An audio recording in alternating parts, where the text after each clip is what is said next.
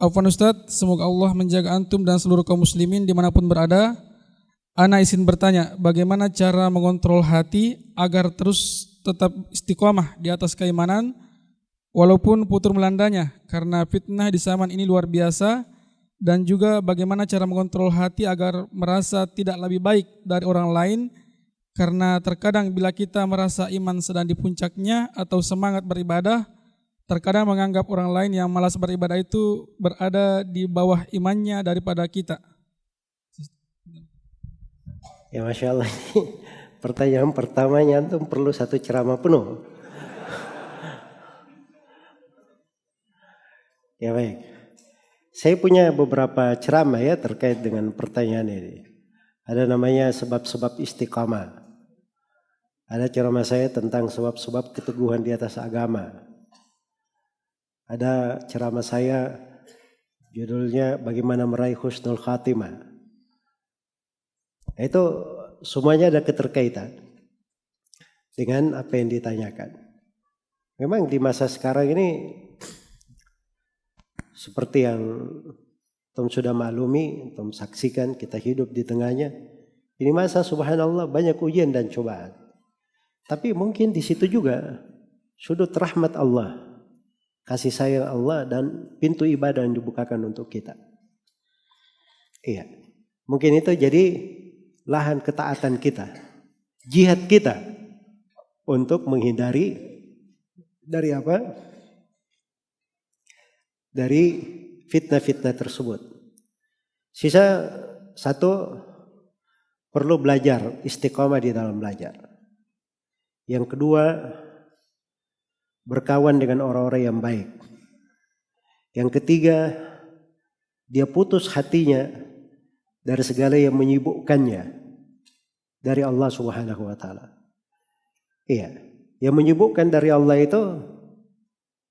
itu banyak sekali.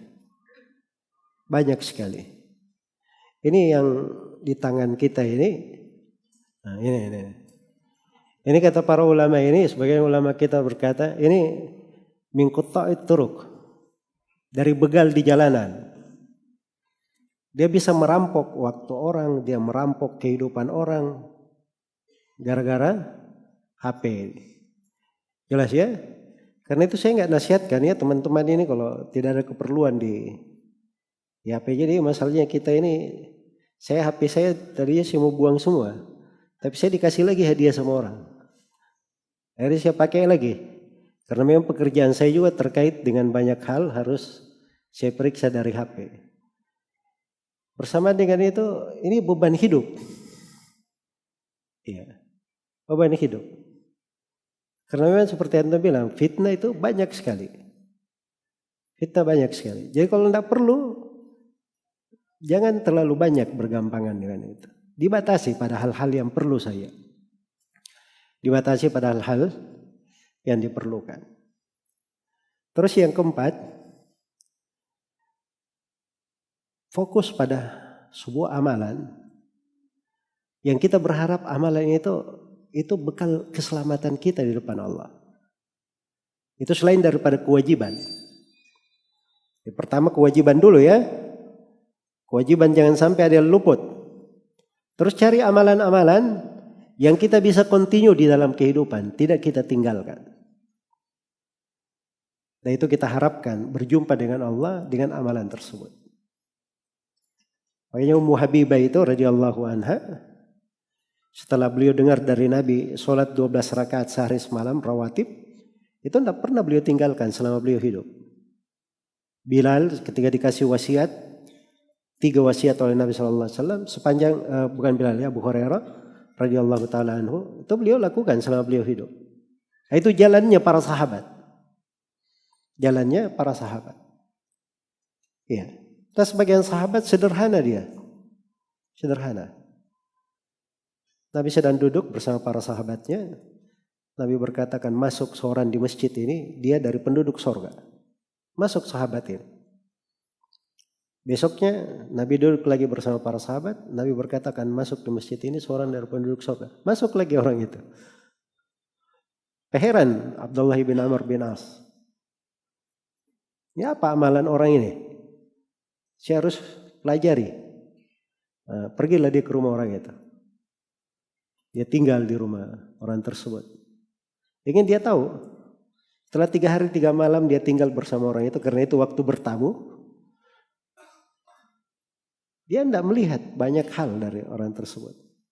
Di siang hari juga bukan orang yang dikatakan puasa tiap hari. Di malam hari juga tidak dikatakan orang yang selalu sholat malam. Hanya saja dia witir. Ada witir dia jaga. Ya, kehidupannya biasa saja. Gitu 3 hari Abdullah bin Amr bin As bilang, saya sebenarnya tinggal di sini melakukan ini karena saya dengar Nabi mengatakan kamu dari penduduk sorga. Saya mau tahu apa amalan yang kamu lakukan. Kata orang itu yang kamu lihat. Itu yang kamu lihat.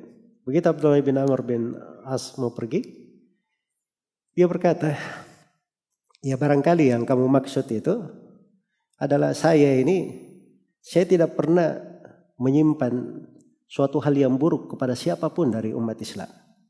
Itu sesuatu di hati malah. Tidak kelihatan.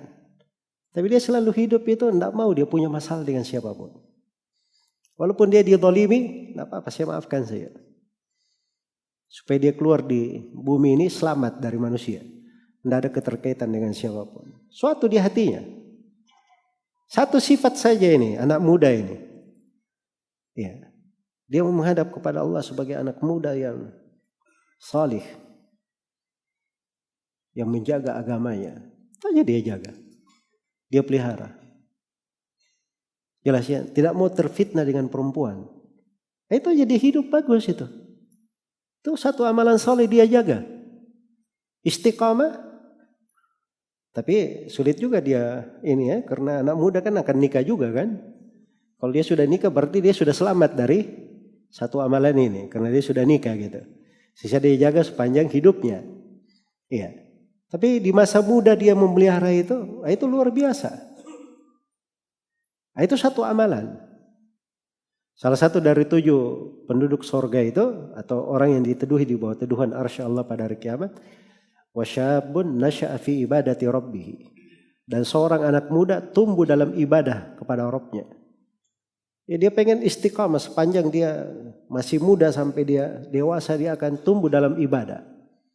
Itu satu aja dia jaga, dia pelihara itu sudah titel hidup dia dapat. Itu perlu ada amalan yang seperti itu. Agar supaya seorang itu istiqamah. Kemudian yang terakhir, jangan seseorang itu memandang dirinya punya sesuatu. Sebab itu enggak bagus. Para nabi dan para rasul saja itu selalu berdoa kepada Allah. Menganggap dirinya orang yang sangat fakir. Bayangkan itu Nabi Musa alaihi salam. Beliau berkata, Rabbi inni lima anzalta ilayya min khairin fakir. Wahai Rabbku, sungguhnya saya ini orang yang sangat fakir terhadap kebaikan yang kau turunkan. Itu sifatnya para nabi dan para rasul. Iya. Dan jangan pernah merasa berbuat sesuatu yang melebihi orang lain. Sebab itu kesombongan. Itu kesombongan namanya terhadap manusia. Kita menganggap remeh orang, menganggap diri kita lebih bagus daripada dia. Tapi kalau dia berbuat hal yang baik, dalam rangka hal itu dia lakukan karena Allah, atau supaya dia bisa bantu saudaranya, beramal yang baik bersamanya, bisa tolong menolong dalam kebaikan, itu kan hal yang baik dia bisa niatkan. Ya, dan ini perlu dipelajari. Itu ada kaitannya dengan masalah tauhid juga. Masalah keimanan. Karena fikih amalan hati itu bagian dari tauhid dan keimanan.